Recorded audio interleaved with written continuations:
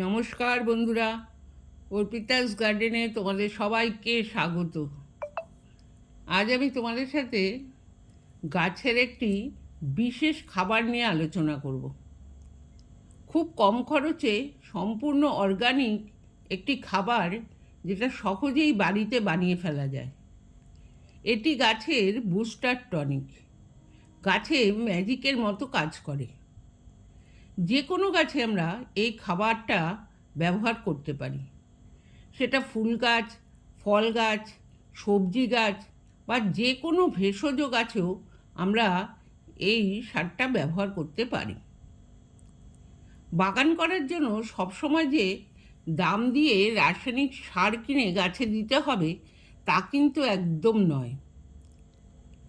খুব কম খরচে আমাদের চারপাশে থাকা জিনিস থেকে খুব সহজেই গাছেদের বিভিন্ন পুষ্টিমূল্য সমৃদ্ধ খাবার আমরা বানিয়ে ফেলতে পারি। তোমরা আমার বানানো এই সারটি যদি নিয়মিত ব্যবহার করো তাহলেই বুঝতে পারবে যে কোনো গাছের ক্ষেত্রে এই সারটা কতটা প্রয়োজনীয়। চলো তাহলে আমরা আজকে সারটা বানিয়ে ফেলি। দেখো, এই সারটা বানানোর জন্য আমি এখানে নিয়ে নিয়েছি ঘুঁটে। এই ঘুঁটে আমরা সবাই চিনি, কিন্তু আমাদের শহর কলকাতায় এখন এই ঘুঁটে চট করে পাওয়া একটু মুশকিল। যদিও তোমরা যদি অনলাইনে অর্ডার করো তাহলে কিন্তু খুব সহজেই এই ঘুঁটে তোমরা পেয়ে যাবে। অথবা যদি তোমাদের বাড়ির আশেপাশে কোনো খাটাল থাকে সেখান থেকেও কিন্তু এই ঘুঁটে সংগ্রহ করে নিতে পারো। আমি আমার বাড়ির পাশের খাটাল থেকেই এই ঘুঁটেটা সংগ্রহ করেছি। দেখো, এই ঘুঁটে থেকে সার তৈরি করার জন্য আমি নিয়ে নিয়েছি এরকম একটি পাত্রটা কিন্তু আমাদের একটু বড় সাইজের নিতে হবে। আমি এখানে নিয়ে নিয়েছি একটা বালতি। এই বালতির মধ্যে এই ঘুঁটেগুলোকে খুব ছোট ছোট টুকরো করে ভেঙে আমরা বালতির মধ্যে নিয়ে নেব। দেখো, এখানে আমি খুব ছোট ছোট টুকরো করে এই ঘুঁটেগুলোকে নিয়ে নিচ্ছি। এই ঘুঁটে তোমাদের গাছ অনুযায়ী তোমরা ব্যবহার করবে। আমি এখানে 15টা ঘুঁটে নিয়ে নিয়েছি। দেখো, প্রত্যেকটা ঘুঁটেকেই এইভাবে ছোট ছোট টুকরো করে ভেঙে আমি নিয়ে নিচ্ছি। এইভাবে সমস্ত ঘুঁটেগুলো নিয়ে নেওয়ার পর আমরা দিয়ে দেব জল। দেখো, আমি এখানে জল দিয়ে দিচ্ছি। এই জলটা আমরা যে পাত্রটা আমরা নেব সেই পাত্রটা ভর্তি করে জল দেব, কারণ এই ঘুঁটের টুকরোগুলো সম্পূর্ণ জলে ডুবে থাকবে।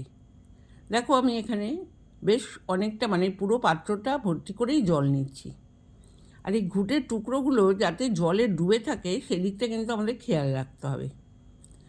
দেখো, আমি এইভাবে জল নিয়ে এই ঘুঁটের টুকরোগুলোকে এর মধ্যে ভালো করে ভিজিয়ে দেব। দেখো, এইভাবে জল দিয়ে এইভাবে আমি ঘুঁটের টুকরোগুলোকে ভিজিয়ে দিচ্ছি।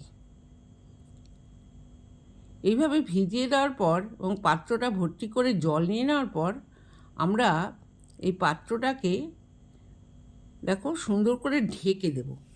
ঢেকে 15 থেকে 20 দিনের জন্য আমরা একটা ছায়াযুক্ত জায়গায় রেখে দেব।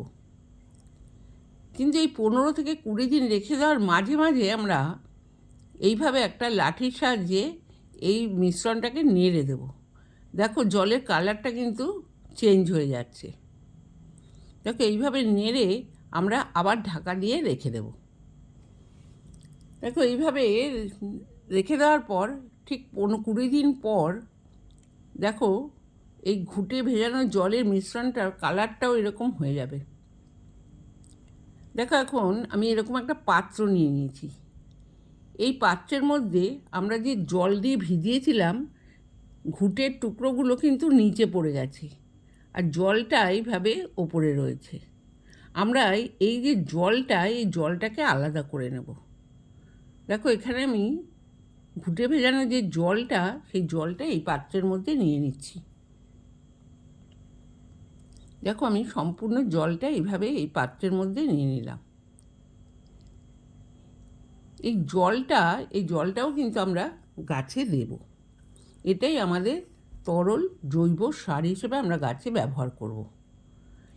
এছাড়া আমরা যে ঘুঁটেগুলো দিয়েছিলাম সেই ঘুঁটেগুলো কিন্তু এই পাত্রের নিচে এইভাবে জমা হবে। এটা কিন্তু আমরা ফেলে দেবো না। এটা থেকে আমরা গোবর সার তৈরি করব। এটার সাথে আমরা আরও কিছু উপাদান মিশিয়ে গোবর সার তৈরি করব। তোমরা সবাই জানো যে আমাদের বাগান করার ক্ষেত্রে এই গোবর সার কিন্তু খুব অত্যন্ত একটা প্রয়োজনীয় সার। এই সারটা আমরা এই গোবরগুলো বা ঘুঁটেটা থেকে আমরা তৈরি করব। এবার যে তরল সারটা আমরা নিলাম, এই তরল সারটা কিন্তু আমরা ডাইরেক্ট গাছে ব্যবহার করব না।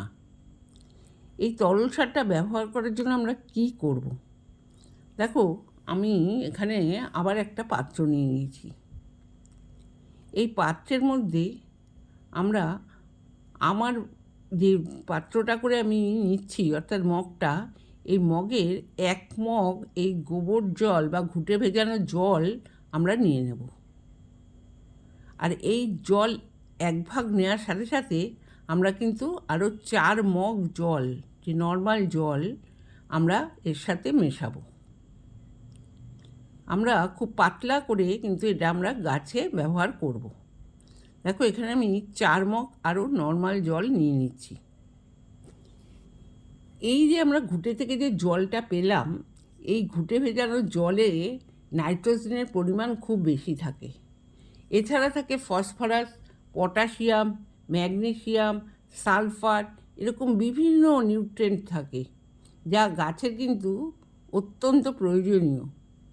সেই জন্য এই পাতলা করে এই সার যদি আমরা গাছে মাসে 1 বার বা 15 দিনে 1 বার দিতে পারি, তাহলে কিন্তু আমাদের গাছ কিন্তু খুব সুন্দরভাবে সুস্থ সবল হয়ে বেড়ে উঠবে। গাছের গ্রোথ খুব ভালো হবে, গাছে ফুল ফল আসবে। এইভাবে পাতলা করে এই তরল সার আমরা আমাদের সমস্ত গাছে ব্যবহার করব। এই ছিল আমার আজকের ভিডিওটা। এই ভিডিওটা যদি তোমাদের ভালো লেগে থাকে তাহলে অবশ্যই একটা লাইক, কমেন্ট এবং শেয়ার করে দিও। আর আমার চ্যানেলে তুমি যদি নতুন হয়ে থাকো, আমার চ্যানেলটা সাবস্ক্রাইব করে আমার পাশে থেকো। তোমরা সবাই ভালো থেকো, সুস্থ থেকো।